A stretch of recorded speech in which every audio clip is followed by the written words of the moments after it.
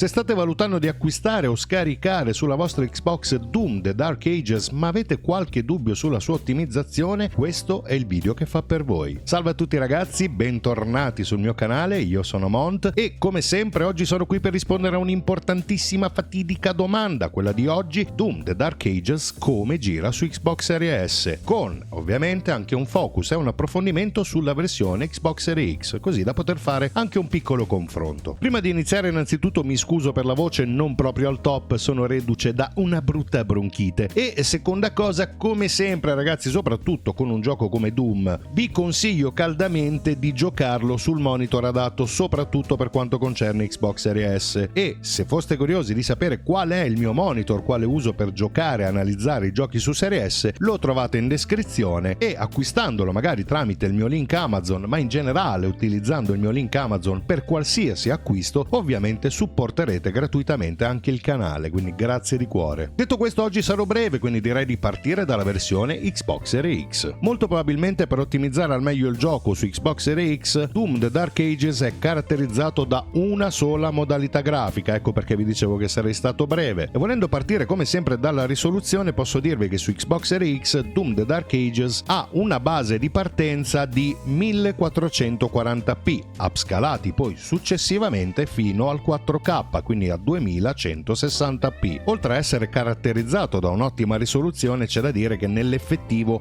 anche la qualità delle texture è comunque degna di nota. Che si parli di cutscene o che si parli per l'appunto di grafica in game, c'è da dire che effettivamente hanno fatto un ottimo lavoro. La resa visiva sia degli ambienti che dei nemici devo dire che è di altissimo livello, e quello che mi fa pensare che sia stato furbo da parte loro optare per un'unica modalità grafica è per l'appunto il fatto che la risoluzione sia legata a stretto filo a quella che è il frame rate del gioco. Parliamo infatti di 60 fps che durante tutta la mia prova sono stati veramente di marmo. Analizzando tutte le mie registrazioni infatti non ho notato un calo che fosse uno ne ho potuto notare a schermo. Posso infatti assicurarvi che l'equilibrio fra risoluzione e frame rate su Xbox Series X sono veramente degni di nota e sicuramente molto azzeccati. So che sicuramente qualcuno avrebbe voluto addirittura vedere i 120 fps, probabilmente sarebbe stato anche fattibile magari riducendo la risoluzione fino addirittura a 1080p, di questo ne sono abbastanza convinto, ma credo che piuttosto che dover abbassare eventualmente quella che è la qualità delle texture generale abbiano fatto bene a utilizzare una sola modalità grafica. E detto questo mi collego per l'appunto alla piccolina di Microsoft, infatti anche su Xbox Series S hanno deciso di utilizzare una sola modalità grafica e sinceramente vorrei anche vedere, non avrebbero sicuramente potuto optare per qualcosa di diverso, soprattutto se andiamo ad analizzare quella che è la risoluzione e quello che invece è il dettaglio grafico, perché per quanto concerne la risoluzione su Xbox Series S parliamo di una base nativa di circa 800-830p upscalati successivamente fino al 1080p, ma in questo caso, diversamente da quanto abbiamo visto nel mio ultimo video dedicato a Expedition 33, il 1080p di Doom The Dark Ages risulta effettivamente e visivamente un pelino inferiore, ma non tanto per quella che è la risoluzione per l'appunto,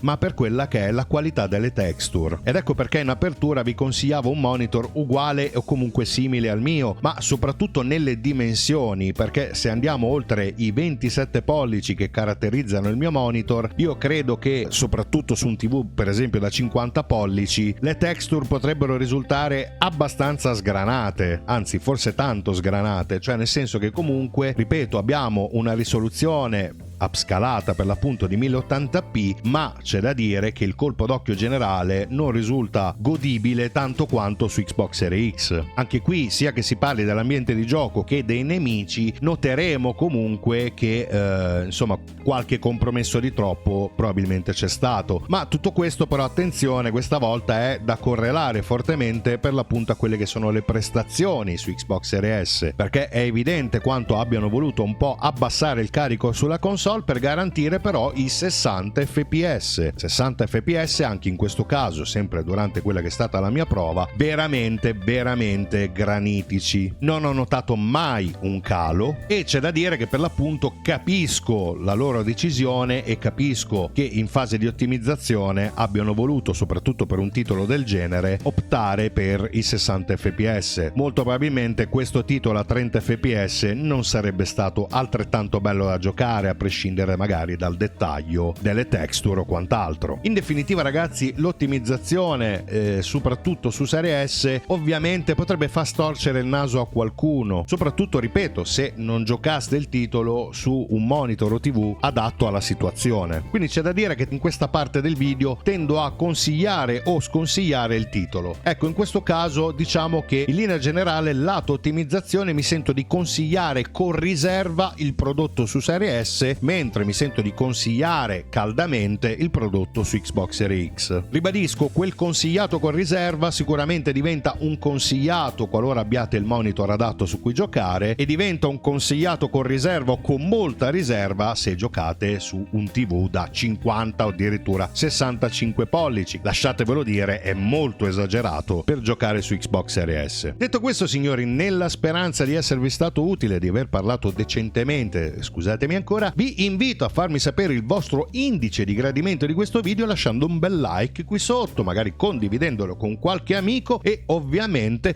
fatevi sentire nei commenti. Io non sono arrivato alla fine del gioco ovviamente per cercare di portarvi questo video in tempi utili, quindi qualora riscontriate qualche calo di troppo su Serie X o su Serie S in fasi più avanzate del gioco, o avete comunque domande o qualcos'altro da segnalarmi, per l'appunto fatelo nel box dei commenti qui sotto, che è a vostra completa disposizione. Detto questo ragazzi, se amate video di questo genere ovviamente non posso fare altro che invitarvi a iscrivervi al canale e a cliccare sulla campanellina degli avvisi per rimanere sempre aggiornati. Vi ringrazio per essere rimasti in mia compagnia fino alla fine, l'appuntamento a un prossimo video e come sempre Kamehameha, ciao!